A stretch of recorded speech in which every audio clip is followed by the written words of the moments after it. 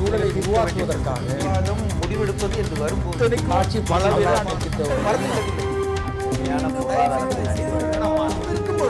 எதிர்த்து பேசிட்டு. வணக்கம். நேர்பட பேசி நிகழ்ச்சிக்கு வரவேற்கிறோம். 7 பேர் விடுதலை விவகாரம் நாடாளுமன்றத்தை தொட்டிருக்கிறது. நாடாளுமன்றத்தில் காங்கிரஸ் கட்சி இது குறித்து விவாதிக்க வேண்டும் என்று ஒரு நோட்டீஸ் கொடுத்திருக்கிறது. அதை ஒட்டி மத்திய அரசும் இது குறித்து விவாதிக்க தயாராக இருக்கிறோம் என்கிற கருத்தையும் முன்வைத்திருக்கிறது. நாடாளுமன்றத்தில் எதிர்ப்பு தெரிவித்த இந்த காங்கிரசினுடைய இந்த எதிர்ப்பு என்பது என்ன விதமான அரசியல் கணக்குகளை மாற்றும் என்கிற கேள்வியும் எழுந்திருக்கிறது. இந்த பிரச்சனையை அதிமுக அரசு அரசியலாக்குகிறது என்கிற கருத்தை முன்வைத்திருக்கிறார் மத்திய அமைச்சர் பொன் ராதாகிருஷ்ணன். அதே போல ஒரு பக்கம் திராவிட முன்னேற்ற கழகம் இந்த விடுதலையை ஆதரித்து உடனடியாக விடுவிக்க வேண்டும் என்கிற ஒரு கருத்தை முன்வைக்கிற அதே நேரத்தில் அவர்களுடைய கூட்டணியில் இருக்கிற காங்கிரஸ் கட்சி இதை கடுமையாக விமர்சிக்கிறது, அவர்களுடைய விடுதலையை எதிர்க்கிறது. இது குறித்து தான் இன்றைய நம்முடைய விவாதம் தொடர்கிறது. இன்றைக்கு நம்மோடு இணைகிறார்கள் திராவிட முன்னேற்ற கழகத்தினுடைய வழக்கறிஞர் வி கண்ணதாசன், மூத்த பத்திரிகையாளரும் அரசியல் விமர்சகருமான ஞானி, காங்கிரசிலிருந்து அமெரிக்கை நாராயணன், அதிமுக ஆதரவு கட்சியாக இருக்கிற தமிழக வாழ்வுரிமை கட்சியினுடைய தலைவர் திரு வேல்முருகன், மூத்த பத்திரிகையாளர் ஜி.சி. சேகர். அனைவருக்கும் வணக்கம். சேகர், இந்த விடுதலை இந்த விவகாரங்களை எப்படி பார்க்குறீங்க? இது ஒரு நாடாளுமன்றம் தேசிய அளவில் இது ஒரு விவாதமாக உருவாகி இருக்கிறது. இந்த நேரம் ஒரு தவறானதாக இருக்கிறது. இது ஒரு அரசியல் ரீதியாக அதிமுக அரசு இந்த ஒரு நடவடிக்கை எடுத்திருக்கிறது அப்படிங்கிற விமர்சனங்களை பாரதிய ஜனதாவும் வைக்கிறது, மற்ற கட்சிகளும் கூட வைக்கிறாங்க. முதன்முறையாக 2014 இப்படி ஒரு முடிவெடுக்கப்பட்ட போது தமிழ் அமைப்புகள், பெரும்பாலான அமைப்புகள் வரவேற்று அதற்கு நன்றி தெரிவித்தன. ஆனால் இந்த முறை அப்படியான ஒரு ரியாக்ஷன் அவங்கள்ட்ட இருந்து கிடைக்கல. இதே வைகோ அவர்கள் இதை வந்து ஒரு போல்ட் அண்ட் ஹிஸ்டாரிக் டெசிஷன் அப்படின்னு சொன்னார் அப்போ. ஆனால் இந்த முறை இது ஒரு ஜிம்மிக்ஸ் அப்படிங்கிற ஒரு கருத்தை முன்வைக்கிறாரு. அதாவது லீகலா செட்டில் ஆன விஷயம் இது. சுப்ரீம் கோர்ட் வந்து டிசம்பர் 2015 லீகலாக செட்டில் பண்ணியாச்சு. நீங்கள் சென்டரோட கன்கரன்ஸ் இல்லாமல் நீங்கள் இவங்களை விடுதலை செய்ய முடியாது. ஏன்னா சிபிஐ ப்ராசிக்யூட் பண்ண கேஸ் அப்படின்ட்டு. இப்போ திருப்பி நாங்கள் வந்து விடுதலை செய்ய விரும்புகிறோம், நீங்கள் என்ன சொல்கிறீங்க அப்படின்னு இவங்க கேட்குறத வந்து தேர்தலை மனசில் வச்சுக்கிட்டு இந்த ஒரு அந்த தமிழ் கார்டு அப்படின்னு நாங்கள் சொல்லுவோம். அதாவது தமிழர்களோட உணர்ச்சி அந்த மாதிரி உணர்வுகளை தூண்டி விட்டு அது வழியாக ஏதாவது தங்களுக்கு ஏதாவது சாதகமாக எலெக்ஷனில் வருமா, அதே மாதிரி இந்த தமிழ்நாட்டில் இருக்கக்கூடிய தமிழ் ஆதரவு கட்சிகள் அந்த மாதிரி கட்சிகளோட சப்போர்ட் வருமா, அதெல்லாம் மனசில் வச்சுட்டு தான் ஜெயலலிதாவோட அரசாங்கம் இந்த மூவ் பண்றாங்க. மனிதாபிமான அடிப்படையில் எடுக்கிற ஒரு முயற்சி வெறும் தேர்தல் அரசியலாக மட்டும் பார்க்க முடியுமா அப்படிங்கிற கேள்வி இருக்கிறது. ஏன்னா அவங்க வந்து நாங்க இந்த 7 பேருடைய மனுக்களை பரிசீலித்து அதன் அடிப்படையில் இப்படி ஒரு நடவடிக்கை எடுக்கிறோம் அப்படின்னு மத்திய அரசாங்கத்தினுடைய கடிதத்தில் இவங்க சொல்றாங்க. தமிழ் மனிதாபிமான மூலமா எடுக்கிறதா இருந்தா இதே ஜெயலலிதா டிசம்பர் 2006 ஒரு பிரஸ் மீட் நடத்தினாங்க அவங்க கட்சி அலுவலகத்தில். அப்போ சொன்னாங்க, இன்னும் ராஜீவ்காந்தி கொலை வழக்கில் தூக்கு தண்டனை இடப்பெற்ற 3 கைதிகள் இன்று வரைக்கும் தூக்கிலிடாமல் இருப்பது தமிழ்நாட்டு மக்களுக்கும் சிபிஐக்கும் செய்யக்கூடிய மிகப்பெரிய அவமானம். It's a grave insult to the people of Tamil Nadu and the CBI. The center must immediately reject their mercy petitions and send them to the gallows அப்படின்னு இதே ஜெயலலிதா சொன்னாங்க. அப்ப எங்க போச்சு? 10 ஆண்டுகளுக்கு முன்னாடி இருந்த நிலைப்பாட்டை பத்தி நம்ம பேசுறோம். ஆனால் அதற்கு பிறகு 2011 ஆட்சிக்கு வந்த பிறகு கன்சிஸ்டன்டா அவங்க இப்போ சட்டமன்றத்தில் 4 தீர்மானங்களை நிறைவேற்றிருக்காங்க இலங்கை தமிழர் பிரச்சனை உள்ளிட்ட விஷயங்கள்ல. அதுல எல்லாமே வந்து அவங்களுடைய கன்சிஸ்டன்சி பார்க்க முடியுது. அவங்களுடைய அந்த நிலை மாற்றம் சரியானதாக இருந்தா அதை ஏன் ஏற்கக்கூடாது? அதுல என்ன தவறு இருக்க முடியும்? சரி, அவங்க கோர்ஸ் கரெக்ஷன் பண்ணிருக்கலாம், நான் வந்து என்னோட நிலைமையை மாத்திக்கிட்டேன் அப்படின்னு அது தைரியமா சொல்லலாமே. அதை இப்போ எல்டிடி வந்து தீவிரவாத இயக்கம் தான் கடைசி வரைக்கும் சொல்லிட்டு இருந்தாங்க. அதுலேருந்து ஏதாவது மாற்றம் இருக்குன்னு சொன்னாங்களா? இது வரைக்கும் சொல்லலையே அவங்க. ஒரு சேஞ்ச். நான் வந்து இந்த பிரச்சனையை பொறுத்த வரைக்கும் இது விடுதலை புலிகள் சம்பந்தப்பட்ட பிரச்சனையாக மட்டும் பார்க்கல. 24 ஆண்டுகள் அவங்க சிறையில் இருக்கிறாங்க, விடுவிக்கலாம் அப்படிங்கிற பெட்டிஷன்ஸ் வரும்போது தொடர்ந்து அந்த ஒரு கருத்தை அவங்க முன்வைக்கிறாங்க. இப்போ இன்னமும் கூட அவங்க விடுதலை புலிகள் மீதான அவங்களுடைய பார்வை மாறிச்சா இல்லையாங்கிறது இதுல ரொம்ப அவசியமாங்கிறத தாண்டி இந்த விஷயங்களை அவங்க தொடர்ந்து இலங்கை தமிழர் பிரச்சனையை அதுல இருந்து பிரித்து பார்க்கக்கூடிய ஒரு சூழலா தான் வைக்கிறாங்க. இது இலங்கை தமிழர் பிரச்சனை நீங்க பார்க்க முடியாது. இது வந்து ஒரு அந்த எல்டிடியை சேர்ந்த அந்த டெரரிஸ்ட் குரூப்பை சேர்ந்த இவங்க தான் வந்து ஒரு இங்க தமிழ்நாட்டில் ஒரு பெரிய தலைவரை கொண்டு இருக்காங்க. அந்த தலைவரை அவரை தவிர 15 பேர் வேற இறந்திருக்காங்க. நம்ம எல்லாம் ராஜீவ்காந்தியை சொல்றோமே தவிர இறந்து போன மொத்த 15 பேர், அதுல 13 பேர் தமிழர்கள். அதை மறந்துடுறோம். நம்ம தமிழர்களோட செத்துருக்காங்க இங்க. ஸோ இவங்க என்னமோ இவங்களுக்கு என்டிட்டிக்கு சம்பந்தம் இல்லாத மாதிரி அது யாருமே மறுக்கல. இது வந்து உச்சநீதிமன்றத்தினால தீர்ப்பளிக்கப்பட்டு அவங்களுடைய தண்டனை உறுதி செய்யப்பட்டிருக்கிறது. அதனால மாற்று கருத்தே இல்லை. இன்னொரு புறம் அவர்கள் 24 ஆண்டுகள் சிறை தண்டனை அனுபவிச்சுட்டாங்க. இதற்கு பிறகு தேவையா அப்படிங்கிற அந்த ஒரு கேள்விக்குள்ளதான் இது போறது. இறுதிக்கட்ட போருக்கு பிறகு பல பேருக்கு மனமாற்றங்கள் வந்திருக்கு தமிழ்நாட்டிலேயே கூட இந்த பிரச்சனைகளை அணுகுவதில். அப்போ அந்த மாதிரியான ஒரு மனமாற்றமாக இதை ஏன் ஏற்க முடியாது அப்படின்னு மனமாற்றம் கூட. பட் சட்டம் என்ன சொல்லுது, லைஃப் சென்டென்ஸ்ங்கிறது அவங்களோட என்டையர் லைஃப்க்கு தான், அவங்க முழு ஆயுட்காலமா அவங்க சிறையில தான் இருக்கணும்னு சொல்லுது. அதுதான் சுப்ரீம் கோர்ட் கன்ஃபார்ம் பண்ணிருக்கு. டிசம்பர் 2015 கான்ஸ்டிடியூஷனல் பெஞ்ச் சொல்லியிருக்கு. அதுக்கு மீறி வேற எங்க அப்பீல் இருக்க போகுது? வேல்முருகன், இந்த இடத்துல தான் நீங்க ஒரு தமிழீழ ஆதரவாளராகவும் இருந்து கொண்டு அதிமுகவுடைய ஆதரவாக இருக்கீங்க. பல முரண்பாடுகள் இருக்கிறது. இது அரசியல் ரீதியாக எடுக்கப்பட்ட ஒரு நடவடிக்கை தான். இதற்கு முன்னெல்லாம் எடுக்கல. இன்னும் கூட சொல்ல போனா இதுல 3 மாதங்கள் காலதாமதம் செய்தது, தேர்தலுக்கு 2 நாட்கள் இருக்கிற போது இது போன்ற ஒரு அறிவிப்பை கொடுக்கிறது, இது எல்லாமே அரசியல் கணக்குகளுக்காக தான் அப்படின்னு முன்வைக்கப்படுற குற்றச்சாட்டு. இல்ல, என்னை பொறுத்தவரையில அரசியல் கணக்காக இவர்கள் குற்றம் சுமத்தினாலும் கூட, அப்படி ஒரு சொல்லாடலை இவர்கள் பயன்படுத்தினாலும் கூட அதை பற்றி நாங்கள் கவலைப்படலை. எங்களை பொறுத்தவரையில் இந்த 7 பேர் விடுதலைக்காக இருக்கிற கூட்டமைப்பை பொறுத்தவரையில், தமிழர் வாழ்வுரிமை கூட்டமைப்பை பொறுத்தவரையிலும், தமிழ்நாட்டில் இருக்கின்ற பல்வேறு அரசியல் கட்சி தலைவர்கள் அவர்கள் யாரை நாம் அணுகி கேட்கின்ற போதும் பெரும்பான்மையானவர்கள் இவர்கள் அனைவரும் விடுதலை செய்யப்பட வேண்டும் அப்படின்ற அந்த கருத்தை சொல்றாங்க. அது காங்கிரஸ்லேயும் ஒரு சில நல்ல உள்ளங்களாக சொல்றாங்க, பாரதிய ஜனதாவும் அதை சொல்றாங்க. ஆனால் இன்னைக்கு தமிழ்நாட்டில் இருக்கிற காங்கிரஸ், பிஜேபி 2 கட்சிகளை தவிர்த்து 98% தமிழ்நாட்டுடைய அரசியல் கட்சிகளும் அமைப்புகளும் இவர்கள் அனைவரும் மன்னிக்கப்பட வேண்டியவர்கள், இவர்கள் விடுதலை செய்யப்பட வேண்டியவர்கள் என்று சொல்கிறார்கள். அதற்கு காரணம், இவர்கள் உண்மையிலேயே நாங்கள் இந்த குற்றத்தில் ஈடுபடவில்லை, எங்கள் கைகள் ராஜீவ்காந்தி கொலையின் ரத்தத்தில் நனையவில்லை என்கிற தற்போது நளினி வெளிவந்து சொன்ன அந்த கருத்திலிருந்து புதிய தலைமுறை ஒளிபரப்பியது. ஆக இன்றைக்கு தமிழ்நாட்டில் இருக்கிற இந்த இடத்துல தான் தமிழக அரசுக்கு முன்னாடி சட்ட ரீதியான ஒரு துரிதமான நடவடிக்கை எடுத்ததா தமிழக அரசு அப்படிங்கிற ஒரு கேள்வி இருக்கிறது. 3 மாத காலம் இதுக்கான எந்த முயற்சியும் நீங்க எடுக்கல. அதே போல அரசியல் ரீதியாக ஒரு அழுத்தம் கொடுத்திருக்க முடியும். மத்தியில் இன்னைக்கு உங்களுக்கு இருக்கிற பவர், இன்னைக்கு ராஜ்யசபால உங்களை நம்பிதான் இன்னைக்கு வந்து மத்திய அரசாங்கம் செயல்பட வேண்டிய சூழல் இருக்கிறது. இப்படியான சூழல்கள்ல அரசியல் ரீதியான அழுத்தத்தையோ அல்லது சட்ட ரீதியான துரித நடவடிக்கைகளுக்கோ அதிமுக என்ன முயற்சி எடுத்து இல்ல. அதாவது கடந்த ஒரு 15 தினங்களுக்கு முன்பாகத்தான் பேரறிவாளன் உள்ளிட்ட இந்த 7 பேரும் மாண்புமிகு தமிழக முதலமைச்சருக்கும் தமிழக அரசுக்கும் எங்களை நீங்கள் விடுதலை செய்ய வேண்டும் என்கிற கோரிக்கை மனுவை அதிகாரப்பூர்வமாக அவர்கள் கையளிக்கிறார்கள்.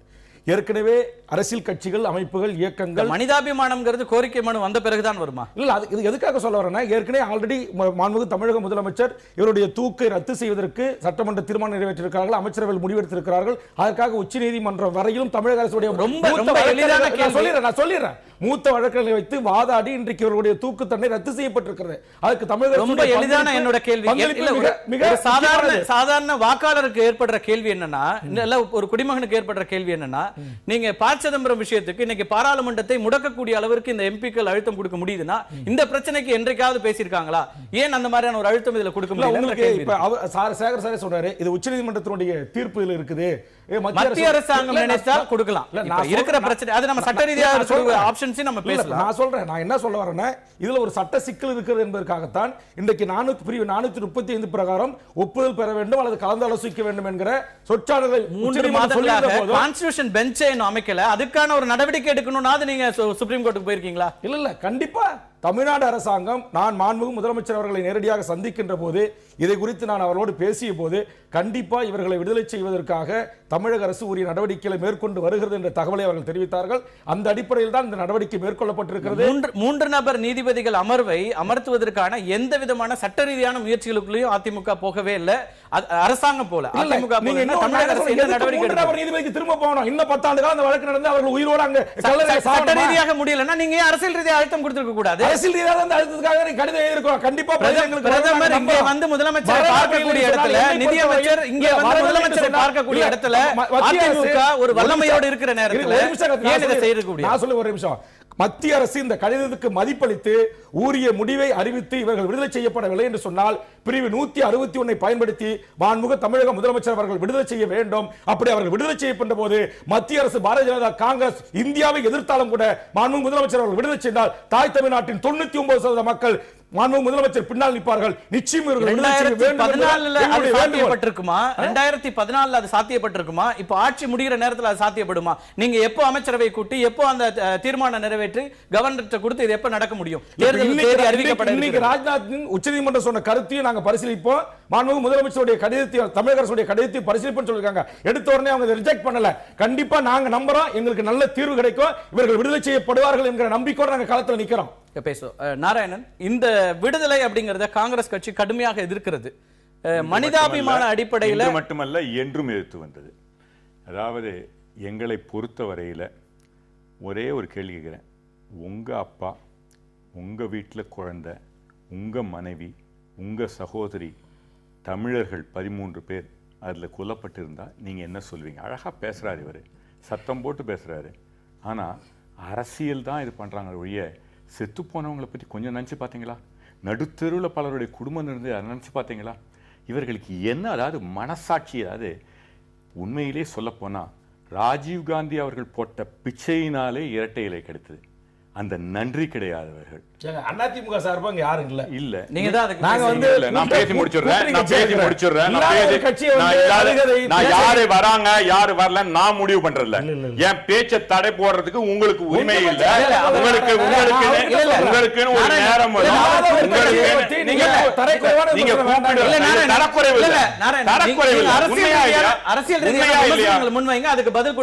உண்மையா இல்லையா?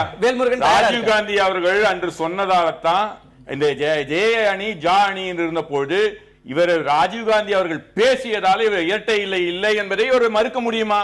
சரி, அதை விடுங்க. அரசியல் பண்றாங்கன்றது ஒண்ணு ஒரு எடுத்துக்காட்டு சொல்றேன். பல முறை பேரறிவாளனும் சரி நளினியும் சரி பரோல் கேட்டிருக்காங்க. ஒண்ணும் வேணாம், சட்ட அமைச்சர் சொல்லி, ஏன் வேல்முருகன் சொல்லியே கூட பல பேருக்கு பரோல் கொடுக்கப்பட்டிருந்தது ஊரறிந்த உண்மை. ஏன் இவர்களுக்கு பரோல் கொடுக்காதவங்க, அப்போ அதுக்கு பரோலே கொடுக்க மாட்டவங்கன்னு இன்னைக்கு விடுதலை பேசுறாங்கன்னா சிரிக்காதல, ஊர் சிரிக்காதே. ஒரு பரோல் கொடுக்கறதுக்கு நீங்க மறுக்கிறீங்க. நாங்க பரோலை எதிர்க்கல. இன்னைக்கு அவங்க வந்து நளினி வந்து அவங்க அப்பாவுடைய இதுக்கு போயிட்டு வந்தாங்க, நாங்க எதிர்க்கல. அவங்க வந்து நளினி அவர்கள் அந்த பரோலுடைய விதியை மீறினாங்க, அப்ப கூட நாங்க எதிர்க்கல. ஆனா இந்த அரசு பரோல் கொடுத்திருக்க முடியும், கொடுக்கல, எதிர்த்திருக்காங்க. யாரை ஏமாத்துறாங்கன்னு கேக்குறேன். இது மக்களை ஏமாற்றுகின்ற ஏமாற்று அரசு. ஒரு ஏங்க நிறுத்துறீங்க? இந்த அரசு வந்து செய்கின்ற சொல்லி முடியுங்க. அடுத்தவங்களுடைய முதல் கட்ட கருத்து கேட்கலாம். முதல் கட்ட கேட்ட என்கிட்ட வரச்சே மணி 8:11 8:10 2 நிமிடம் கொடுத்திருக்கீங்க. நீங்க இங்க 2 பேர்ட்ட 10 நிமிடம் பேசிருக்கீங்க. நான் பேசச்சே உங்களுக்கு 2 நிமிடத்துல நிறுத்தி மத்தவங்களுக்கு போக முடியும். நீங்க பேசி முடிச்சிட்டு அடுத்த போல நீங்க உங்களுடைய கருத்துக்களை நான் தெளிவா நான் நேரத்தை பார்த்து சொல்றேன். மக்களும் பார்த்துக்கிட்டு இருக்காங்க. எப்படி நீங்க எல்லாம் வந்து நடுநிலையாளரா முன்னேற நல்லா விளக்க முடியும். அதனால இதுக்கான நேரம் நம்ம எடுக்க வேண்டாம் விஷயத்துக்கு. அதாவது இரண்டாவது சொன்னாரு 99% மக்கள் தமிழ்நாட்டில் ஆதரிப்பாங்கன்னு. நான் சொல்லலைங்க. இன்று அனைவரும் அதிமுகவால் ஆதரிக்கின்ற ஒரு ஊடகம் என்று சொல்லப்படுகின்ற ஒரு ஊடகம் போன முறை சொல்லிட்டு 65% மக்கள் எழுத்தாகல. Hindustan Times அதே நேரத்தில் இந்த light of the verdict we asked our readers if they supported Tamil Nadu government's decision to release Rajiv Gandhi's assassins. கொலையாளிகள் இவங்க வந்து தப்பு செய்யாதவங்க இல்ல, கொலையாளிகள். இவங்க மேல எனக்கு ஒண்ணு இவர் மறுத்தாருங்க. ஏங்க அந்த கேள்வி நீங்க அவரு கொலையாளி இல்ல அவங்க நல்லவர்கள் நிரபராதிகள் சொல்லிச்சு, நீங்க அந்த கேள்வி சொன்னீங்களா? இல்ல அவர் சொன்னாரு.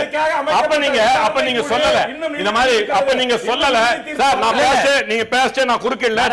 இறுதி தீர்ப்பு உச்சநீதிமன்றம் சொல்லிருக்காங்க கொலையாளிகள் என்பது அவங்க 24 ஆண்டுகள் சிறையில் இருந்திருக்காங்க. நான் சொல்றேன், நீங்க அவர்கிட்ட திருத்து அவர்கள் கொலையாளிங்க நிரபராதிகள் சொல்லாதீங்க உச்சநீதிமன்றம் சொல்றேன் நீங்க சொல்லல.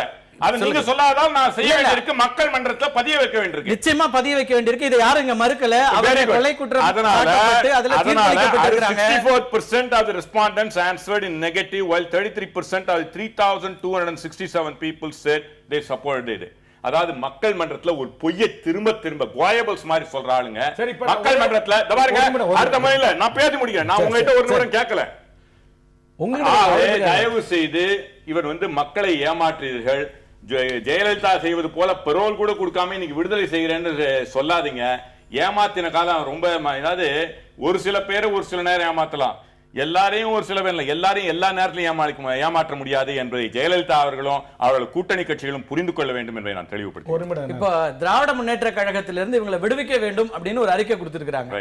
இப்ப இதை ஏற்கிறீங்களா இல்லையா? நிச்சயமாக இல்ல. நீங்க வந்து நேற்று கலைஞர் அவர்கள் நேற்று முந்தைய வந்த உடனே கலைஞர் அவர்கள் வந்து ட்வீட் பண்ணியிருந்தாரு, இதை சப்போர்ட் பண்றோம். அவர் இப்ப சொல்லல, 10 நாளுக்கு முன்னாடி ஒரு கடிதம் எழுதியிருந்தார்.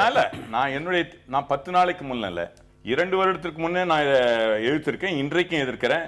இன்றைக்கு ஒன்று நேற்றைக்கு ஒன்று மாதிரி அதிமுக மாதிரி பேசுகின்றவர்கள் நாங்கள் அல்ல. கலைஞர் அவர்களும் இதா இருக்காங்க. சார், நாங்க 2 பேரும் எல்லாத்துலயும் ஒத்து போனா ஒரே கட்சியா இருக்கலாம். எங்களுக்கு சில கருத்து வேற்றுமைகள் உண்டு, கூட்டணி கட்சிகளுக்கு முரண்பாடுகள் உண்டு, அதுல ஒன்றும் தவறில்லை. ஆனா இன்னைக்கு உங்களுக்கு ஒரு முக்கிய எதிரி மக்கள் விரோத அரசை எதிர்க்கணும்ல ரொம்ப தெளிவாக இருக்கிறோம். ஜனநாயகத்துல வந்து செக்குலர் போர்சஸ் ஒன்னா இருக்கணும்னு நினைக்கிறோம், மத சார்பற்றவர்கள் இருக்கும். எங்களுக்கு பல ஒற்றுமை இருக்கு, சில வேற்றுமை இருக்கு, அதுல ஒன்றும் தவறு இல்லையே.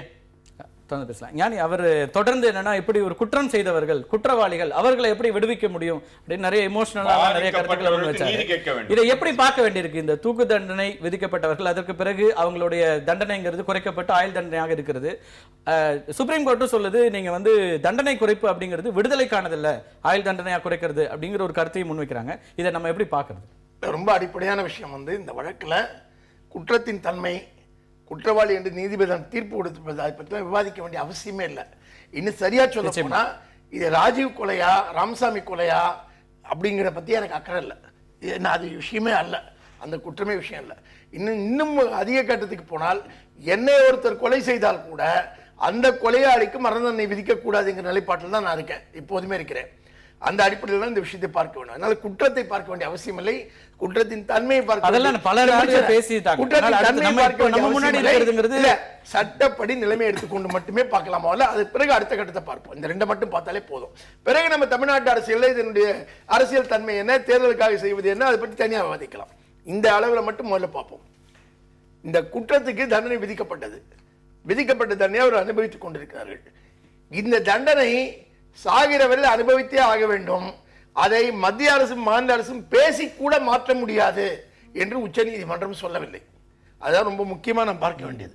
உச்சநீதிமன்ற தீர்ப்புல இப்படி விதிக்கப்பட்ட ஆயுள் தண்டனை ஒருவர் இயற்கையாக இறக்கிற வரைக்கும் இருந்தாக வேண்டும் சிறையில, அதற்கு முன்னால் அதை மாற்றி அமைக்க மத்திய அரசு மாநில அரசு 2 அரசுக்கும் உரிமை கிடையாது என்று எங்கேயும் சொல்லப்படவில்லை. மாறாக மாநில அரசும் மத்திய அரசும் தொடர்புடைய பொதுவான வழக்கா இருந்தா 2 பேருக்குள்ள ஆலோசித்து தான் செய்ய வேண்டும் மட்டும்தான் சொல்லியிருக்கு. அது தொடர்பு இல்லாத வழக்காக இருந்தால், தனியாக இவர்கள் மட்டுமே சம்பந்தப்பட்ட வழக்காக இருந்தால் இவர்கள் தீர்மானிக்கலாம். அப்ப எந்த அடிப்படையில் அதை தீர்மானிப்பது, அதுதான் அடிப்படை கேள்வி.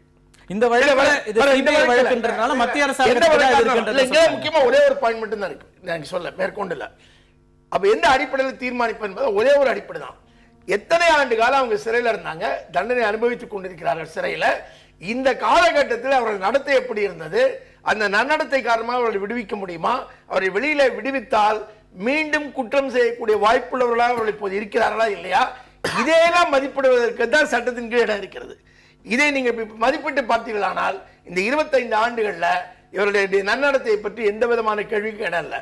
இவர் வெளியில போன பிறகு அதன் விளைவாக மீண்டும் ஒரு பயங்கரவாத செயலில் ஈடுபடுவார் என்று சொல்வதற்கு எந்த நியாயமான காரணமும் இல்லை.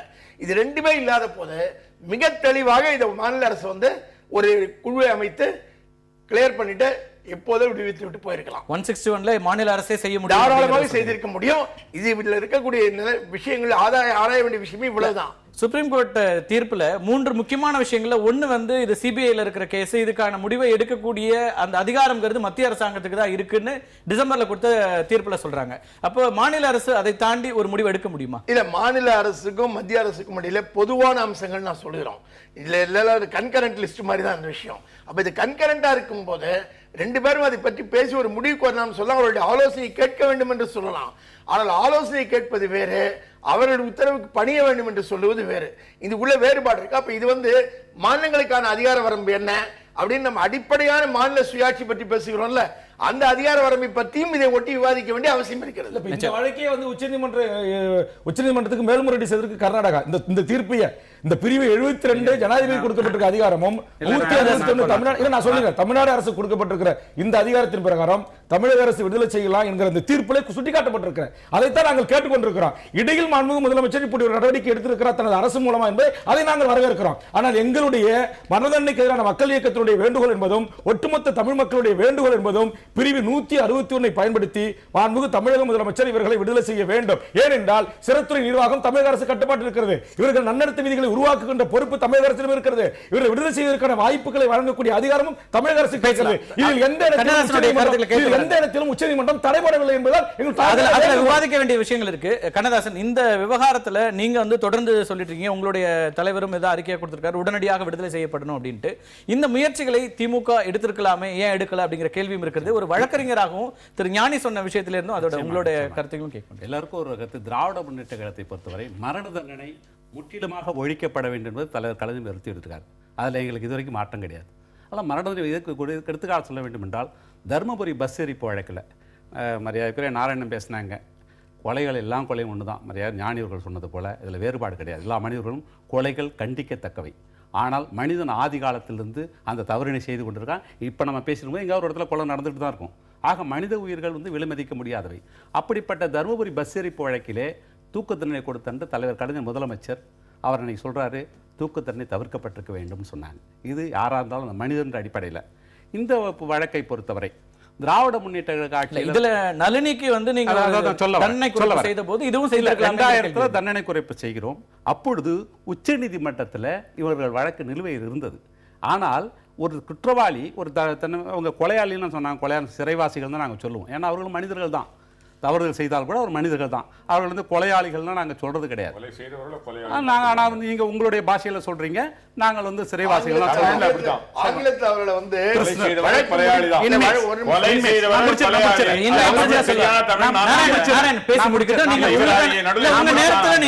நான் முடிச்சிடுறேன். அவர்கள் வந்து சிறைவாசிகள் சொல்லுவாங்க. நிச்சயமா எல்லாருக்கும் அவர்களுக்கு சிறைக்கு எதுக்கு அனுப்புறோம், அவங்களை சீர்திருத்தம் பண்ணிதான், சீர்திருத்தி சமுதாயத்தில் வாழ வைக்கக்கூடியதான் சிறைத்துறையுடைய ஒரே திறன். அதை தான் அவங்க செஞ்சிட்டு இருக்காங்க. அவர்கள் வந்து நன்னடத்தை இருக்கிறார்களா, அவர்களுக்கு விடுதலை. நான் அவங்க கேட்குறேன், மகாத்மா காந்தியடிகளை கொலை செய்தார்கள், அவங்க முன்விடுதலை செய்யப்பட்டார்கள் 9 ஆண்டுகள்ல. யாராவது கேள்வி பேசுனீங்களா? தேசப்பிதாவை கொண்டாங்கன்னு கேட்டீங்களா? கேட்கல. ஆனா இதுக்கு மட்டும் ஸ்பெஷலா கேட்கறாங்க, ஒன்றும் தவறு கிடையாது. ஆனால் அதே சமயத்தில் ஒவ்வொரு மாநிலம் ஒரு நடைமுறை இருக்கிறது. மரியாதைக்குரிய நாரவர்கள் இந்துஸ்தான் டைம்ஸை பத்தி சொன்னார். தமிழகத்தில் இந்துஸ்தான் டைம் படிச்சிருவோம் எத்தனை பேரு? எப்படி கருத்து கணிப்பு யார்ட்ட வந்தாங்க? நீங்க தமிழ் பத்திரிகைகளை பாருங்க, மற்ற ஊடகங்கள் பெரும்பான்மையான ஊடகங்களை கேட்டு பாருங்க. தமிழகத்தில் ஒட்டுமொத்த கருத்து இதுதான். இருக்கிறது. அதே போல நீங்க கேட்டீங்க திராவிட முன்னேற்ற எடுத்துக்க முடியாது. நீங்க பார்க்கலாம் 2014 இந்த வழக்கு நீடித்துக் கொண்டிருந்தது, கருணை மண்டலம் நிலையில் இருந்தது. இப்படிப்பட்ட சொல்லி செயலும். ஆனால் எங்களுடைய கருத்து இது அரசியலாக்கான விரும்பவில்லை. ஆனால் ஜெயலலிதா அவர்களுக்கு அரசியல் செய்கிறார்கள் என்ற எங்கள் அச்சம் எப்படி வருதுன்னு கேட்டீங்கன்னா, இந்த 161 நண்பர் வேல்பூர் கூட சொன்னாங்க, இதை ஏன் உடனே அப்போயே செய்யலை? ஏன் இன்னொன்று கேட்டால் அட்வைசரி போர்டுன்னு ஒன்று சிறைத்துறையில் இருக்குது. அந்த அட்வைசரி போர்டு மூலமாகவும் இவர்கள் விடுதலை எடுத்து சென்றிருக்கலாம், செய்யலை.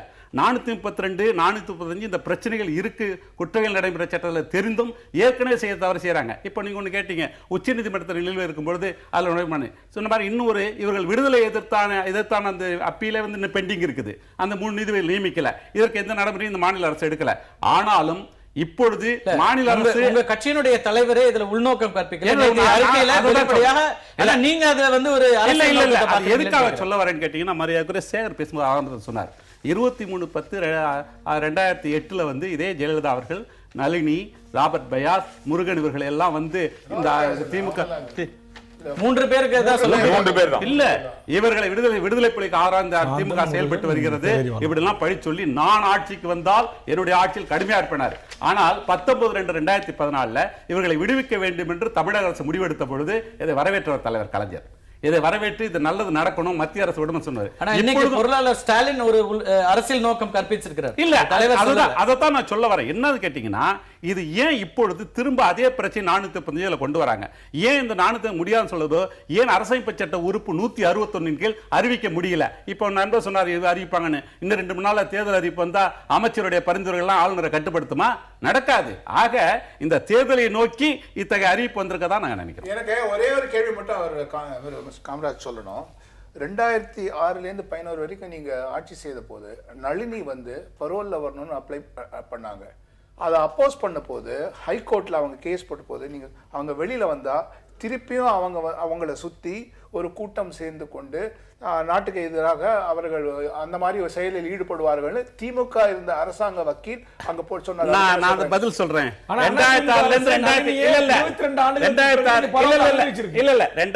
2011 நளினி அவர்கள் பரோல் எத்தனை முறை கேட்டான்னு உங்களுக்கு தெரியாது, எனக்கு தெரியும். அவங்க வந்து இப்பதான் மதமா அவங்க தந்தையை பார்ப்பதற்காக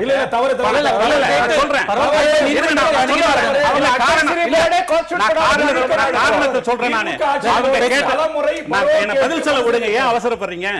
அவங்க மக அரித்ரா வந்திருந்தாங்க, அதற்காக வந்து ஒரு முறை 2 முறை கேட்டாங்க. அப்பொழுது இன்புட்ஸ் வந்து இந்த மாதிரி எல்லாம் கொடுக்க கூடாதுன்னு ஒரு தகவல் கொடுத்த பொழுது அதை மறுத்து சொன்னாங்க.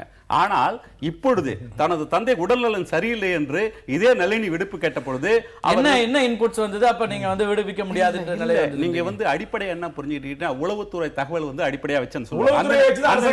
அந்த நேரத்துல உளவுத்துறை இல்லாம அரசு நடத்த உளவுத்துறை தகவலை வைத்து நீங்க நிறைய விஷயங்கள் பண்ணீங்க. இல்ல 2006-11 அடிப்படையா புரிஞ்சுங்க. அதுக்குள்ள நம்ம போன மாதிரி இல்ல உங்களுடைய கோயம்புத்தூர் மாநாட்டை ஒட்டி நடந்த பல்வேறு விஷயங்களை பத்தி பேச வேண்டியிருக்கும். அதை வைத்து இன்புட்ஸை வச்சுதான் ஒரு முதலமைச்சர் முடிவெடுப்பாரா? அதுவும் இருக்கும். ஆனால் உங்களுடைய கொள்கை சார்ந்த விஷயம்,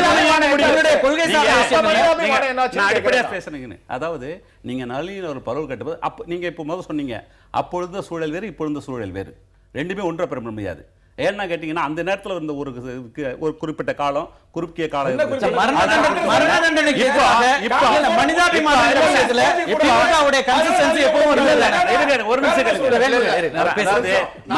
நாங்க தெளிவா முடிச்சிடறேன். பதில் சொல்ல பேசலாம். என்ன யாரும் பேச சொல்ற விஷயத்துக்கு சார்பாக நான் ஒன்று சொல்ல விரும்புறேன். 2006 2011 காலகட்டத்தில் 2009க்கு முன்ன பார்த்தீங்கன்னா முள்ளிவாய்க்காலுக்கு முன்ன யுத்தம் நடந்து கொண்டிருந்த நேரம், விடுதலை புலிகள் கை ஓங்கி இருந்த காலகட்டம். அந்த காலகட்டத்தில் உளவுத்துறை பார்வை என்பது வேறு. முள்ளிவாய்க்காலுக்கு பிறகு விடுதலை புலிகளுடைய இறுதி போர் முடிந்ததுக்கு பிறகு உளவுத்துறையுடைய பார்வை என்பது வேறு. எனவே அன்னைக்கு உளவுத்துறை இதை பற்றி கொடுத்திருக்கக்கூடிய இன்புட்டுடைய தன்மையை வேறாதான் இருந்திருக்க முடியும். இன்னைக்கு உளவுத்துறை தரக்கூடிய தன்மை வேறாதான் இருக்க முடியும். இந்த வேறுபாடுகள் நாம் புரிந்து கொள்ள வேண்டும். நளினி அவருடைய மகளை பார்ப்பதற்கு ஒரு பரவல் கேட்கறது இல்ல. அதுக்கு சிறிய இடைவேளைக்கு பிறகு தொடர்ந்து பேசுவோம். இடைவேளைக்கு முன்னாடி இந்த இதை பேசிட்டு இருந்தோம். திமுக அரசாங்கம் இதுல எல்லாம் நாங்க பரவல்ல விட்டுருக்கோம் அல்லது இன்புட் எடுத்தோம் அப்படிங்கிற கருத்துக்கள் எல்லாம் முன் வச்சீங்க. அது வந்து இவங்களுக்கும் பொருந்துமா? அதாவது உளவுத்துறை தகவல்கள் அடிப்படையில் தான் பெரும்பாலும் சிறைவாசிகளை வந்து அதுவும் உயர் பாதுகாப்பு தேவைப்படக்கூடிய சிறைவாசியில் எடுப்பாங்க. சில பேரை வந்து பரோல் அனுப்ப இந்த லீவில் அனுப்புது. பரோல்ன்ற ஒன்று தமிழ்நாட்டிலே கிடையாது. நம்ம சாதாரணமாக அந்த வார்த்தையை பயன்படுத்தணும். விடுப்புன்னு தான் சொல்லுவாங்க, லீவுன்னு தான் சொல்லுவாங்க. சஸ்பென்ஷன் ஆஃப் சர்வீஸ் ரூல்ஸ்னு இருக்குது. அதில் உள்ள விடுப்பு அடிப்படையாக தான் சாதாரண லீவா அல்லது எமர்ஜென்சி லீவான்னு சொல்லி விடுவாங்க. எமர்ஜென்சி லீவ் அதிகபட்சம் 3 நாட்கள். ஆர்டினரி லீவுனா அரசுக்கு மட்டும்தான் அந்த பொறுப்பு உண்டு. இந்த ஜெயக்குமார், ராபர்ட் பயஸ் போன்றவர்கள்லாம் இந்த அரசு விடுப்பில் போயிட்டு வந்திருக்காங்க. போயிட்டு இல்லைன்னு சொல்ல முடியாது. ஆனால் இதே நளினி அவர்கள் கடந்த ஆண்டு 2014 சட்டப்பேரவையில் முதலமைச்சர்கள் வந்து இவர்களை விடுதலை செய்வேன் என்று அறிவிப்பதற்கு ஒரு 15 நாட்களுக்கு முன்பு நளினி அவங்க பரோல் கேட்குறாங்க, லீவ் கேட்குறாங்க, எங்கள் தந்தையை போய் பார்த்துட்டு வரணும். அப்பொழுது கடுமையான எதிர்ப்புகளுடன் இதே அரசாங்கம் தான் மனு தாக்கல் செஞ்சது. அதுக்கப்புறம் நிலை மாற்றம் ஏற்பட்டது. அது எதுக்கு அடிப்படை கேட்டால் ஒரு சூழலின் அடிப்படையில் தான் அப்படிப்பட்ட நிலைமை எடுக்கிறாங்க. ஆனால் இப்பொழுது இந்த பிரச்சனையை பொறுத்தவரை ஏன் இந்த குற்றவியல் நடைமுறை சட்டத்தை, ஏற்கனவே பிரச்சனை உள்ள குற்றவியல் சட்டத்தை கையில் எடுக்க வேண்டும்? ஏன் அரசமைப்பு சட்டத்தின் 161வது பிரிவு, ஏன்னா உச்சநீதிமன்றம் சொல்லிட்டாங்க இது அன்ஃபிட்டட்னு சொல்லிட்டாங்க, அதில் தலையிட முடியாது. அது எப்போலேருந்து வருது? மகாராஷ்டிராவுக்கு நானாவதி வழக்கிலேருந்து வருது. அந்த வழக்குகள் அதில் முழுமையாக உச்சநீதிமன்றம் வந்து வழக்கு அவங்க முன்விடுதலை செய்யப்படுது. பொதுவாக பார்த்தீங்கன்னா கைதின்னு உள்ள வந்துட்டாங்கன்னு வச்சுங்க, தண்டனை கைதின்னு முழுமையான அதிகாரம் அரசுக்கு தான் உண்டு. இதில் தலையிட முடியாது. ஏன்னா அவங்களாம் எக்ஸிக்யூட்டிவ் கண்ட்ரோலில் வந்துடுறாங்க. அதனால் விடுதலை செய்வதோ விடுதலை செய்யாமல் இருப்பதோ அரசனுடைய உரிமை.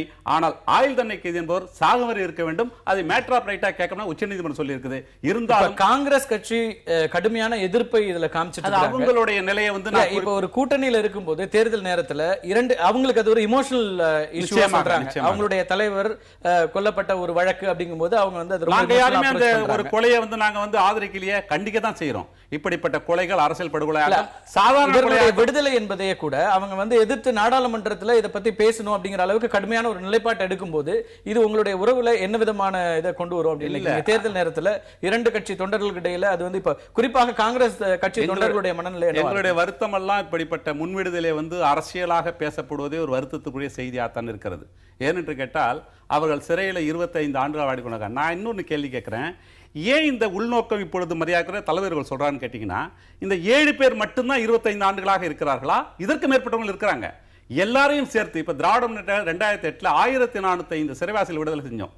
என்ன செஞ்சோம்? அமைச்சரவை கூட்டி கலந்தாலோசித்து அவர்களை முழுமையாக விசாரித்து அதற்கு பிறகு உறுப்பு 161 பயன்படுத்தி அரசமைச்சர் கவர்னர் ஆணையிட்டார், விடுதலை ஆகிப்படாங்க. அப்படி சட்டமன்றத்தில் பேசி விடுதலை செய்ய சொன்னேன் நான் தான். இல்ல அதான் சொல்றேன், அப்படி முறையாக செஞ்சிருக்கோம். நாங்க இப்படி முறையாக இவர்கள் செய்ய ஏன் தவறுனாங்க? ஏன் இந்த 7 பேரை மட்டும் விடுதலை செய்யணும்னு சொல்றாங்க? மற்ற சிறைவாசிகள் 25 ஆண்டு இருக்காங்களா? அப்படி செஞ்சிருந்தா உள்நோக்க கற்பித்து வாய்ப்பு இருக்காதுன்னு சொல்றேன். சேகர், இது அரசியல் ரீதியா இப்போ அதிமுக இந்த முடிவு எடுத்ததுங்கிற ஒரு பார்வை தான் நீங்களும் வச்சீங்க. இது என்ன விதமா இது ஒரு பெரிய ஒரு ஓட் பேங்க் பாலிடிக்ஸா வர முடியாது. பெரிய அளவுக்கு நம்ம இதுவரைக்கும் பார்த்ததுல இந்த மாதிரி விஷயங்களால ஒரு அரசியல் ரீதியான வாக்கு ரீதியாக இதை பார்க்க முடியுமா? அப்படியான ஒரு முன்னுடிவுக்கு நம்ம போக முடியுமா? அவங்க வாக்கு இதனால வருமா இல்லையான்னு தெரியல. இந்த இஷ்யூவை வந்து நாளைக்கு எலெக்ஷன்ல யாரும் எடுத்து இந்த அரசு எதுவும் செய்யலை இவங்களுக்கு அப்படின்னு பேசிடக்கூடாது. எலெக்ஷனுக்கு ஜஸ்ட் முன்னாடி தான் இந்த மாதிரி ஒரு மூவ் பண்ணியிருக்கோம், அதனால இது வந்து இந்த விஷயத்துல வந்து எங்களுக்கு தான் அக்கறை ஜாஸ்தி அப்படின்னு காட்டுறதுக்கு தான் அவங்க செஞ்சிருக்காங்க. அதை தவிர வேற ஒன்றும் கிடையாது. ஏன்னா இது லீகலி செட்டில்டு. இது ஒன்றுன்னு ஃபார் எக்ஸாம்பிள் நீங்கள் பார்த்தீங்கன்னா அந்த இவங்க ரொம்ப கிளியரா கான்ஸ்டிடியூஷன் பெஞ்ச் ரொம்ப கிளியரா சொல்லுது. Referring to Rajiv Gandhi case the court said we find no scope to apply the concept of ray of hope to come to the rescue of such hardened heartless offenders அப்படிங்கறாங்க. சோ இவங்களுக்கு நாங்க எந்த விதமான நாங்க ஒரு சலுகையும் கொடுக்கிறதுக்கு நாங்க தயாரா இல்ல. சோ இவங்க லைஃப் சென்டென்ஸ்க்கு வந்து அவங்களோட வாழ்நாள் முழுக்க தான் அவங்க உள்ள இருக்கணும் அப்படின்னு ரொம்ப கிளியரா சொல்லிருக்காங்க. இது மத்தியில இருக்கிற பாரதிய ஜனதா கட்சி தான் இந்த முடிவை எடுக்க வேண்டி இருக்குது அப்படின்னு இவங்க ஒரு கடிதம் மூலமாக சொல்லதன் மூலமா அவங்களுக்கும் ஒரு நெருக்கடி உருவாகும். நெருக்கடின்னு சொல்ல முடியாது. ஏன்னா இப்போ நீங்க இந்த கான்ஸ்டிடியூஷன் பெஞ்சுக்கு முன்னாடி பாத்தீங்கன்னா 2015 தான் இந்த கேஸே வந்தது. பார்த்தேன் அது ஃபுல்லா ஆர்கியூ பண்ணினது வந்து பிஜேபி அப்பாயிண்ட் பண்ண அட்டார்னி ஜெனரல் தான் பண்ணிருக்காங்க. அது பிஜேபி கவர்மெண்டோட ஸ்டாண்ட் தான். சரி, இந்த விதத்தில் நீங்க பாத்தீங்கன்னா தமிழ்நாட்டில் வேணா கட்சிகள் வந்து ஒவ்வொரு டைம் நிலையை மாத்திருக்காங்க. ஆனா இந்த ராஜீவ்காந்தி அசாசினேஷன் கேஸை பொறுத்த வரைக்கும் காங்கிரஸ் பிஜேபி ரெண்டும் கன்சிஸ்டன்டா ஒரே ஸ்டாண்ட் தான் இருக்கு. அது வந்து இதுல குற்றம் சாட்டப்பட்ட குற்றம் நிரூபிக்கப்பட்டவர்கள் அவங்க முழு தண்டனை அனுபவிக்கணுங்கிறது. அதாவது முதல்ல வந்து ராஜீவ்காந்தி வழக்கு என்று இந்த வழக்கு உச்சநீதிமன்றம் பார்க்கல. இது சாதாரண ஒரு ஐபிசி திருநாட்டு கொலை வழக்கை தான் பார்க்குறாங்க.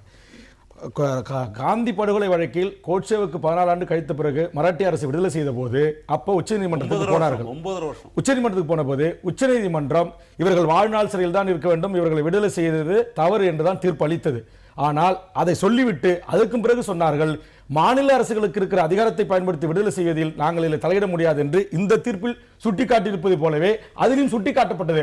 அதற்கு பிறகு மராட்டிய அரசு அவர்களை விடுதலை செய்தது. நான் கேட்கிறேன், கோட்சேவுக்கு ஒரு நீதியும் பேரறிவாளருக்கு ஒரு நீதியும் என்று உச்சநீதிமன்ற நீதிபதிகள் சேகர் சார் சொல்வது போல எங்கேயும் குறிப்பிடல. அவர்கள் சொல்ல வாழ்நாள் சிறையில் இருக்கணும் இதே உச்சநீதிமன்றம் அரசியல் சாசனம் சொன்னதுதான். ஆனால் அதற்கு பிறகு மாநில அரசு அப்படி அவர்கள் விடுதலை செய்தது. ஆனால் இதில் வித்தியாசமாக இந்த ஒப்புதல் பெற வேண்டும் அல்லது கலந்தாலோசிக்க வேண்டும் என்கிற வார்த்தை ஜாலத்தின் அடிப்படையிலே தான் இன்றைக்கு உச்சநீதிமன்றம் ஒரு விளையாட்டை நடத்தி இருக்கிறது.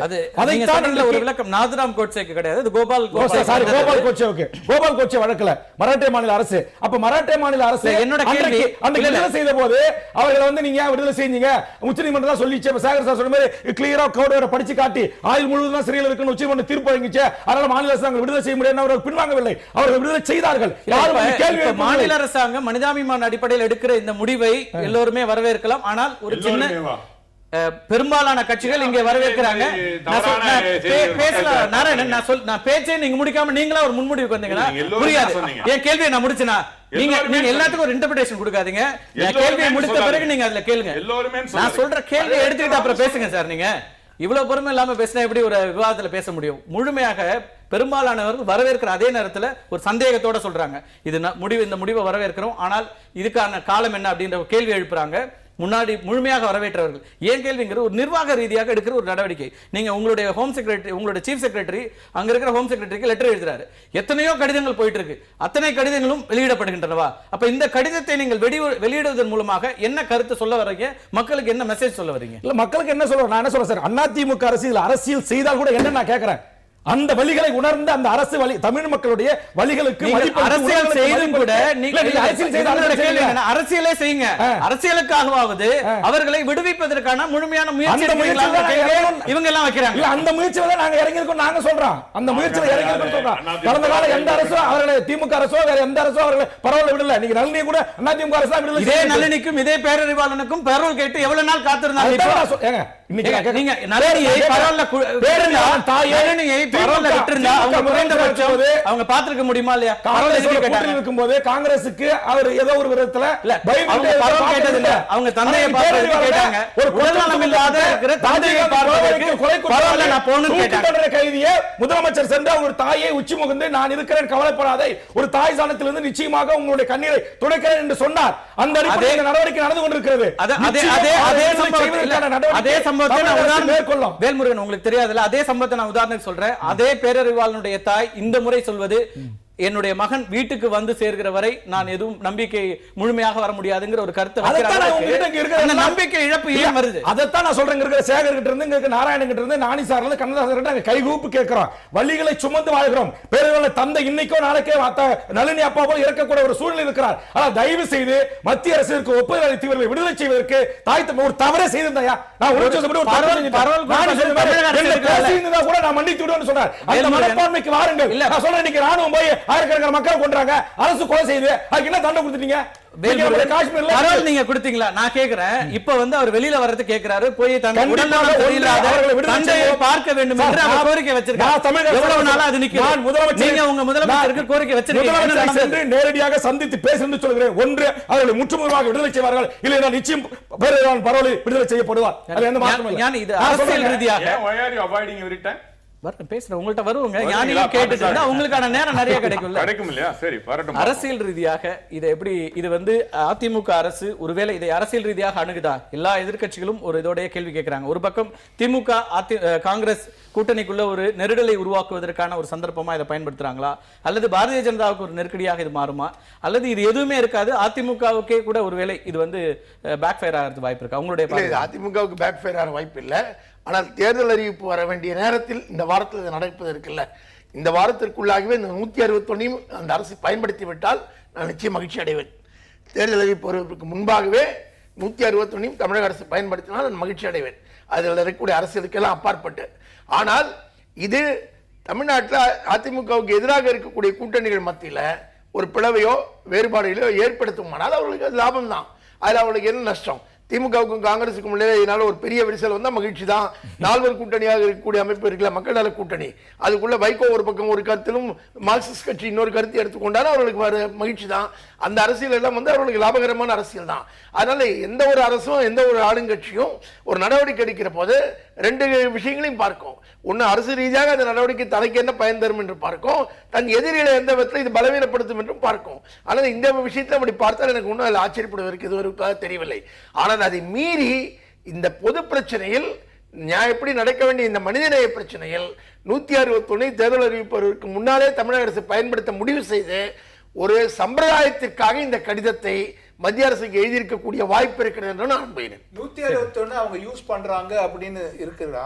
அவங்க வந்து இந்த லெட்டரை இந்த லெட்டரை எழுதினதுக்கு ஒரே எழுதிட்டு அந்த லெட்டர்ல இன்னொன்னு சொல்லியிருக்காங்க, இந்த லெட்டரை எழுதினால நாங்க வந்து சுப்ரீம் கோர்ட் கொடுத்த கான்ஸ்டிடியூஷனல் பெஞ்ச் கொடுத்த அந்த ஜட்மெண்ட்டை நாங்க ரிவ்யூ பண்ணக்கூடிய ரைட் எங்களுக்கு இருக்கு, நாங்க ரிவ்யூ பெட்டிஷன் போடக்கூடிய ரைட் இருக்குன்னு சொல்லியிருக்க மாட்டாங்க.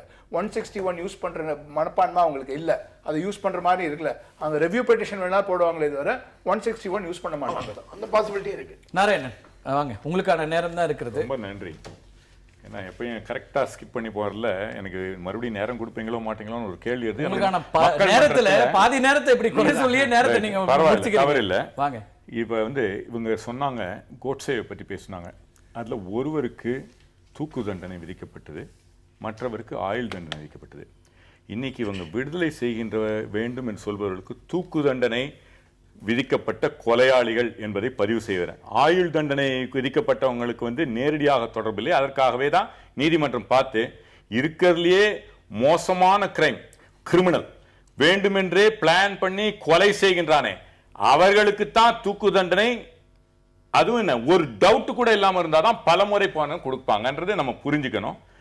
இந்த நாத்துராம் கோட்ஸை திரும்ப திரும்ப நாத்துராம் கேட்ஸை கொலை பண்ண இது தூக்கு தண்டனைப்பட்டார். இன்னொருத்தர் அவருடைய பிரதர் வந்து கொலையிடப்படலை, அவருக்கு தூக்கு தண்டனை விதிக்கப்படலை என்றதை மக்கள் மன்றத்துல திரும்ப பொய் சொல்லாம உண்மையை பதிவு வேணும்னு நான் கேட்டுக்கிறேன்.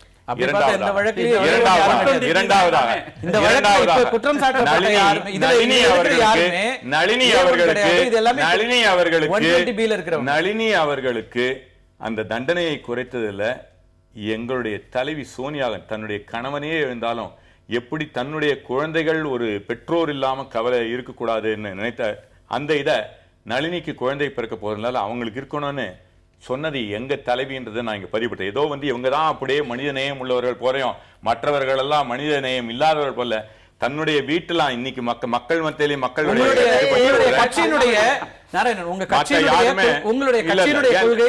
கொள்கையா இருக்கு. உங்களோட கேள்வி ஒண்ணு இருக்கு, அதையும் எடுத்துட்டு நீங்க பதில் சொல்லுங்க. உங்களுக்கு நேரம் நிறைய கொடுப்பீங்க. ரொம்ப சந்தோஷம். மரண தண்டனையை எதிர்ப்பு முதல் முறையாக செய்றீங்களா? தொடர்ந்து கொடுத்துட்டே இருக்கிறோம். இது மக்கள் எல்லாருக்கும் தெரியும். ஒவ்வொரு முறை என்ன சொல்லுங்கன்னா நிறைய நேரம் எடுத்து கொடுக்கலாம். அதை நீங்க பதிவு பண்ணிட்டே இருப்பீங்க. நான் விஷயத்துக்கு வர்றேன். சொல்லுங்க. இதே போன்ற ஒரு வழக்குல பஞ்சாபினுடைய முதலமைச்சராக இருந்த பியான் சிங்கினுடைய கொலை வழக்கு இருக்கிறது. அந்த வழக்கும் உங்களுக்கு தெரிஞ்சிருக்கும். அதுல குற்றம் சாட்டப்பட்ட பல்விந்தர் சிங்கோட மரண தண்டனை ஒத்திவைக்கப்பட்டதா இல்லையா? யூபி அரசாங்கத்தினால் அப்போது இருந்த அகாலிதளத்தினுடைய பிரஷர்னால நீங்க அதை செஞ்சீங்களா இல்லையா? நான் மறுபடியும் சொல்றேன், ஒத்தி வைக்கப்பட்டதா? இன்றைக்கு வரைக்கும் நிறைவேற்றப்படவில்லை. இன்றைக்கு இந்த அரசு கேளுங்க, இல்ல நீங்க இவங்க பிஜேபி அரசு கேளுங்க. உங்களுடைய பார்வை ஒவ்வொரு வழக்குக்கு வேற வேறையா இருக்கு. எங்களை பொறுத்தவரை நாங்க தூக்கு தண்டனை வேண்டாம் என்று சொல்லவில்லை. என்னுடைய பர்சனல் கருத்து மட்டுமில்ல, இந்தியாவில் பலர் தூக்கு தண்டனை விரும்புவாங்க. மனிதநேயம் போர்வையில பெரும்பான்மையான நான் பொய் சொல்லலையே மத்தவங்க மாதிரி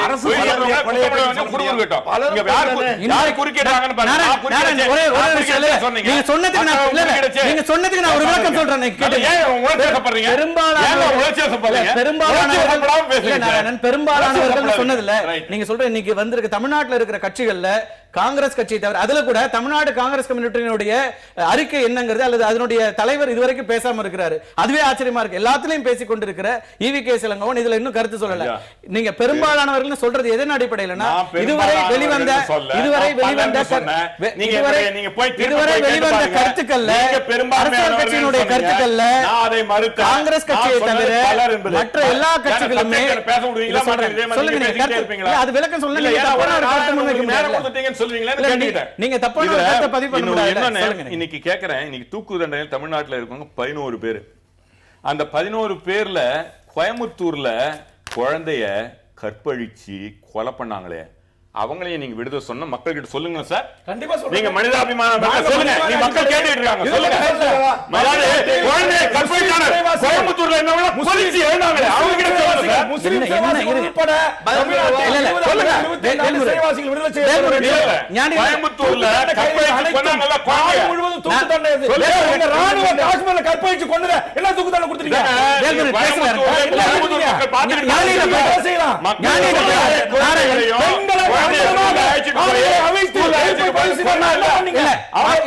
எல்லாரும் சத்தம் போட்டு பேசுங்க. யாருக்கு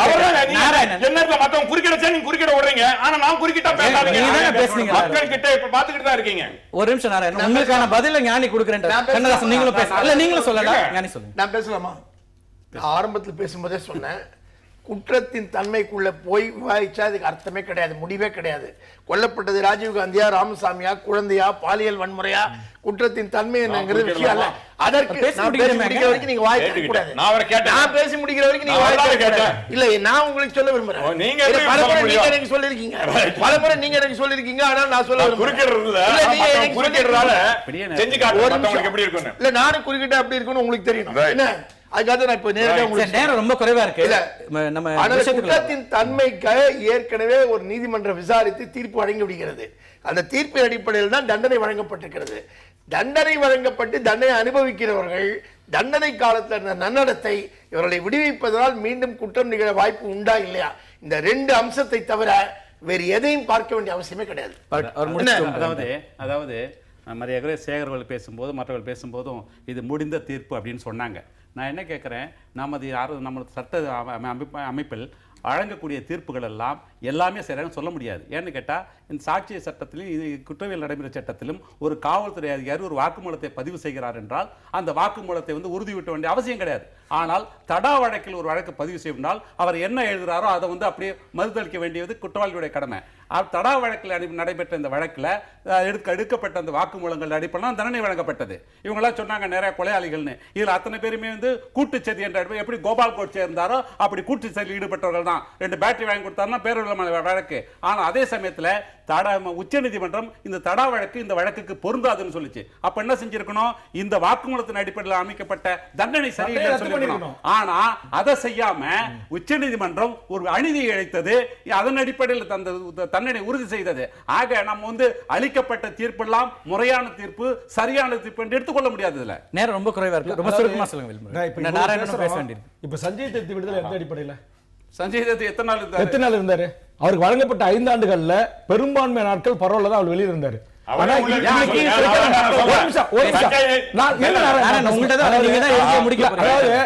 இன்னைக்கு இங்க 18 பேர் கொலை சேகரசாரம் உணர்ச்சிகரமா சொன்னாங்க, எல்லாம் சொன்னாங்க. இன்னைக்கு 250க்கு மேற்பட்ட மேல அந்த குண்டுவெடிப்பு வழக்குல அவர் அதே மாதிரி தீர்ப்பு வழங்கப்பட்ட நீதிபதிகளால் அவர் குற்றவாளிகள் என்று தண்டனை அளிக்கப்பட்டது. இன்னைக்கு அவர் முன்கூட்டியே விடுதலை செய்யப்பட்டிருக்கிறாங்க. காங்கிரஸ் வாய் தந்தது அது குறித்து நாடாளுமன்றத்தில் தகராறு பண்ணிச்சா? இன்னைக்கு மல்லிகா கார்ஜுன் இன்னைக்கு துளி துளி குதிக்கிறார் நாடாளுமன்றத்தில். நான் கேட்கிறேன், அப்ப எங்கள் தமிழர்கள் என்று சொன்னால் மத்திய அரசும் எங்களுக்கு பாராமுகம் காட்டுவதும் உச்சநீதிமன்றத்தினுடைய பல தீர்ப்புகளும் எங்கள் இனத்திற்கு எதிராக இருப்பதும் என்பது ஏற்புடையதா?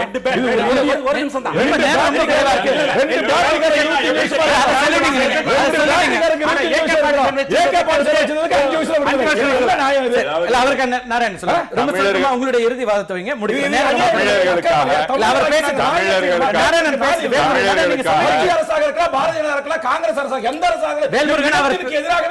கருத்துக்களை முன் வச்சிட்டீங்க. அவர் சொல்லுங்க. தமிழர்களுக்காக என்றுமே இன்றும் சரி, என்று இலங்கை தமிழர்களும் சரி, தமிழர்களுக்காக. ஆனா கொலையாளிகள் வேற, தமிழர்கள் வேற. இவங்க தமிழர்களை 8 கோடி மக்களுக்கு எதிராக இந்த அரசு இயங்குகிறது. ஒன்று, இறுதி போர்ல கொல்லப்பட்ட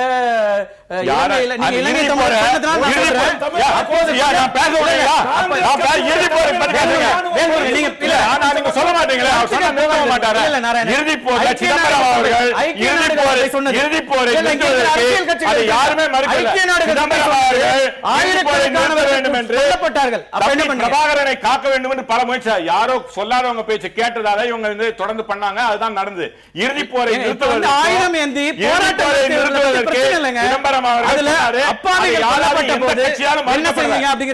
அவர்கள் பல முயற்சிகளை செய்தார்கள் என்பது அனைவரும் அறிந்த உண்மை. இறுதி போரும்போது பிரபாகரனை காக்க வேண்டும் என்றாங்க. ஆனா இவர்கள் கேட்கக்கூடாதவருடைய பேச்சை கேட்டதால இன்னைக்கு தம்பி பிரபாகரன் தான் சிதம்பரம் பதிவு பண்ணியிருக்காரு. அதை யாருமே மறுக்கவும் இல்லை என்று தெளிவுபடுத்த விரும்புகிறேன். ஐக்கிய நாடுகள் சபை சுட்டிக்காட்டியது தெற்காசியாவிலேயே ஏற்பட்ட மிகப்பெரிய மனித உரிமை மீறல் இலங்கையில் நடந்தது. அப்போது நீங்க ஆட்சியில் இருந்தீங்க. உங்களுடைய அழுத்தம் இருந்தது. நீங்க போராளிகளை விட்டுருங்க. அதை பத்தி கேள்வி அல்ல. உங்களை பொறுத்தவரை காங்கிரஸ் ஏதோ தமிழர்களுக்கு எதிரானவர்கள் என்றும் மற்றவர்களை பேசவில்லை. சேகர் சொன்னார், பாரதிய ஜனதா கட்சி ஆகட்டும், காங்கிரஸ் ஆகட்டும், தேசிய கட்சிகள் ஒரே நிலைப்பாட்டில் தான் இருக்காங்கன்னா அவர் ரொம்ப தெளிவாக இருக்கிறோம். நான் என்ன சொல்றேன்னா, ஆனால் தமிழர்களுக்கு எதிரி இல்ல, தமிழும் தேசியமும் எங்களுடைய 2 கண்கள். இவங்களுக்கு தமிழர்களுக்கு பெருசா பேசிக்கிட்டு இவங்க எல்லாம் தமிழர்களுக்கு தீங்கிழைக்கிறாங்க. இலங்கை தமிழர்களே இவங்க பேசாம இருக்கணும்னு கேட்டுக்கிட்டு இருக்காங்க.